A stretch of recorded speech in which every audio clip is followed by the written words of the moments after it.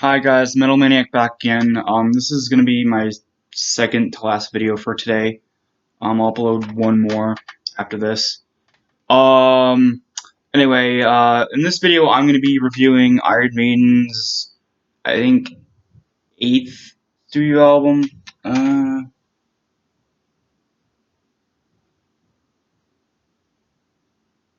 uh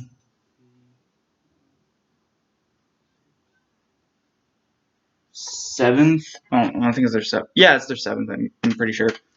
Um, this was released in. Oh, sorry, I have it the wrong way. There we go. This was released in 1988, and it was the last album to feature the classic 80s lineup for a long, long time. Because after this album, Adrian Smith left the band to, I guess, do a solo career or something. And anyway, so yeah, last of the classic 80s lineup for quite a while, and then they got back together later on with an added guitarist, which I'll get into later on in a different video. But yeah, of course, Adrian Smith and Dave Murray on guitar, Nick McBrain on drums, and Steve Harris on bass, and Bruce Dickinson on vocals. Um, the album art is very interesting. I don't mind this version of Eddie. It's okay. It's I guess it's supposed to be kind of trippy. You see Eddie. He's kind of just a torso floating over a pool of water with icebergs in the background, with him holding, I guess, one of his organs, his heart or liver or something. And and then on the back, again a continued image, like with Peace of Mind was a continued image. Not Power Slave, Somewhere in Time, and this one, as you can see, the image continues on the back. And then also inside there's another image. It's Prophet Eddie. There's the Grim Reaper again. I haven't seen him since. Oh no, he was in Somewhere in Time artwork, but very, very small detail on the back of the album art. But this album kind of holds a special place in my heart because it was the very first Iron Maiden album I ever heard. I picked this up at Barnes & Noble a while ago. I don't know, 3 years ago, 2 or 3 years ago. Maybe 4. I don't know. I've lost track. Um, yeah. They when I got picked up this album, Barnes & Noble also at the time had uh, Power Slave and Somewhere in Time, and I think Fear of the Dark also, and then this one. But at the time, I only had enough money for one album, so I just picked this one because it looked a lot cooler. Um, yeah, if I buy albums, I usually buy them in like threes or fours.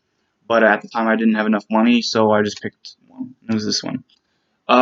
Anyway, so there were two singles for this album, and both have very interesting and really sort of trippy artworks. The first single would have been Can I Play with Madness, and the second single was The Evil That Men Do. Now, I think the more interesting of the two is Can I Play with Madness, the single artwork, because that one is just like the most insane, crazy, very trippy, very what the fuck is this kind of artwork. Like, it's very weird, very, very weird and bizarre. Um, the artwork for that single is basically, so it's a close up of this versions of Eddie, like it's close up of his face, of his head, but it's like there's like an arm and a fist punching through his skull, like sideways, like that, and like there's like brain matter and just uh mechanical pieces flying everywhere, and his head, like instead of his skull being on fire, like there's just, I guess almost looks like egg yolks spilling out of his head. And yeah, it's bizarre and weird. Probably one of the weirdest probably one of the weirdest artworks from any band discography I've ever seen. It's just, I don't know. I guess it almost seems like Derek Riggs was on something when he made that album artwork. It's just so bizarre and trippy. Um, and the second artwork, the artwork for The Evil That Men Do, is less trippy but still weird. It's the devil, but like he's not the devil that you see on the album of the Number of the Beast album art or on the Purgatory single. It's a completely different design. Like this devil is like more cat-like, very feline-esque, and he's like holding out like a paper, a document, like here, sign this. I'll make all your dreams come true. Yeah, kind of like that. He's kind of holding it out like that, and he's sitting on top of a giant cage, and it's just like I guess like from what I remember the artwork, there's like, just hands trying to get out, like it's like his latest victim, that the last person that tried to sign a contract with him, and didn't go so well. But yeah, that was the artwork for those two singles. I'm gonna get into the songs of the album. First off is Moonchild. This song is pretty good. Definitely not the best off the album, but still pretty good. I love the intro, the seven deadly sins, seven ways to win, that kind of thing. Like Bruce singing some semi raspy vocals on that intro. Not as raspy as he would do later on, but still pretty cool. I love the intro. That intro actually continues with the. It's the same. This intro to that is the same as the outro to the very last song on the album. So yeah, that's pretty cool. Pretty good song. Infinite Dreams, my second favorite song from the album. I really wish this was a single. Like that would have been awesome to see what kind of bizarre artwork Derek Riggs would have come up for that song. Um, it's a very, I guess, simple in a way concept of what the song is about. It's basically about a guy who oh, I completely forgot. Yeah, to tell you guys, this is a concept album, so every song sort of strings together, but some are like more obvious than others because like some songs you kind of have to like really sort of look into to really say, oh yeah, that song connects with the rest of the songs. But yeah, I guess the overall arcing story is basically good versus evil about this one prophesized the moon child, I think, where like he's prophesized to bring balance to the world, but like both like the good and the bad, the evil, like the evil side and the bad and the good side are fighting over control of his fate. Um, but yeah, anyway, Infinite Dreams is about I think it's about the dad of the Moon Child, about how he's having all these different like nightmares and just visions about the future and stuff. And he starts out not lucky. He starts out freaking out, right? He starts out like say, "Oh, make this stop. I don't want this anymore. I don't. This is just giving me like really bad mental state." But then slowly but surely he begins to accept the fact that these aren't just nightmares, these aren't just bizarre nightmares, these are actual visions. Like he's seeing the future, um right, and he's seeing what will happen, and so he's like, okay, even though this is terrifying, I accept that I'm just seeing the future and seeing like what must be done about it. But yeah, really great song, love it. Next up is, I think it was the only song that had a music video to it, is Can I Play with Madness? An absolute awesome, very fun, sort of like catchy song.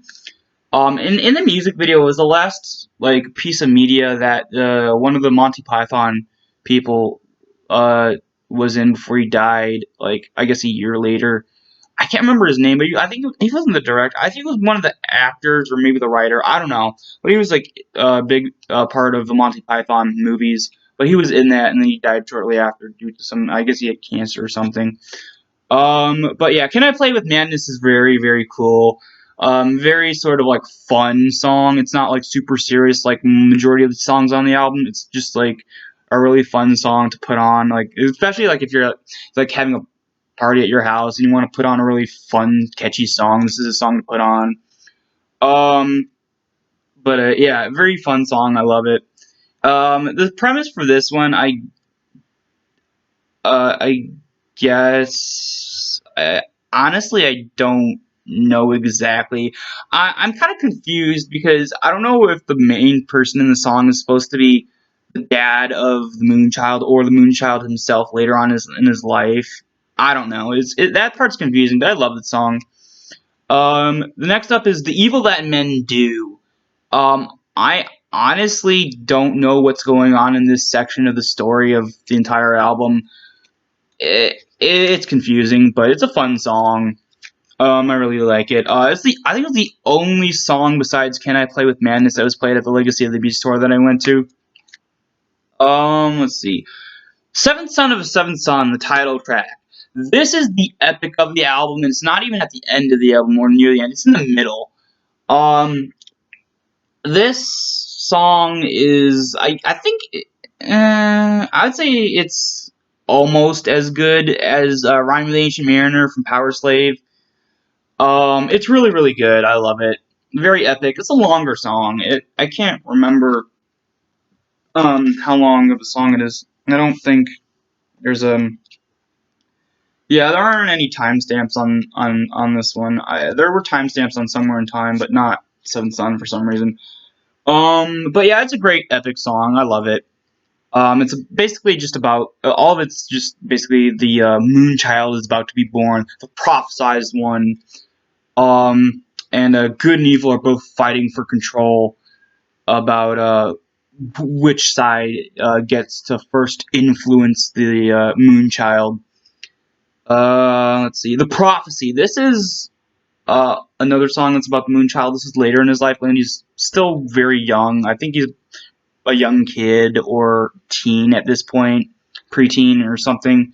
And he's basically messing with his powers. He's finally got his powers. And they're not really under control in this part, but they're like they're starting to manifest. Like he's starting to realize, oh, he's an important person in the world. Like he's the prophesized one, the Moonchild.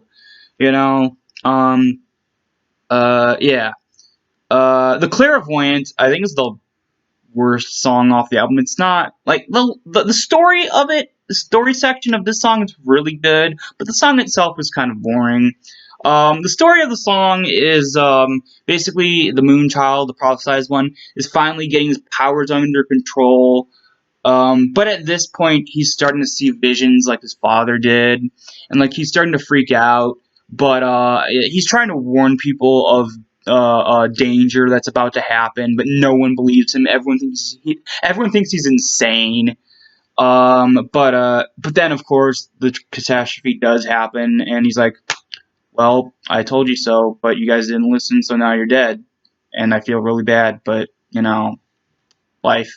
Um, um, but yeah, at this point, he's starting to get used to his powers. He's starting to try to help out people as much as he can, even though a lot of people don't believe him and just laugh it off, like, "Oh, you're crazy. You can't predict the future. You're crazy." But yeah, and then the final song, "Only the Good Die Young." Oh no, yeah, "Only the Good Die Young" was another song that they played at Legacy of the Beast tour. This one ends the album. And honestly, this is conflicting story wise, and well, at least from what I can understand from it. It's because I can't tell in this song whether the Moonchild chose the path of evil or the path of good. Just with the way the song's written, it's kind of confusing. It's a good song, but the story wise, it's kind of confusing. Um, but yeah, overall, it's a really good album. I really like it. I do like concept albums when they do really well, and this one did really, really well. Let's see. Yeah, it's interesting because it's not typical Iron Maiden. Like this is the only time they did a concept album, but they did it really, really well. What else can I say about it? I was gonna say something. I can't remember what I was gonna say. Um, but anyway, overall, really, really good album. I would give this a 7.9 out of 10, so almost an 8 out of 10. I guess if the Clairvoyant was a little bit better, and Only the Good Die Young had a bit more clarity to what's going on story-wise, I think it would have been a great album, but it's just a very good album. So yeah. That's it for my review of Seventh Son of a Seventh Son by Iron Maiden, and I'll see you guys in the next video. Bye.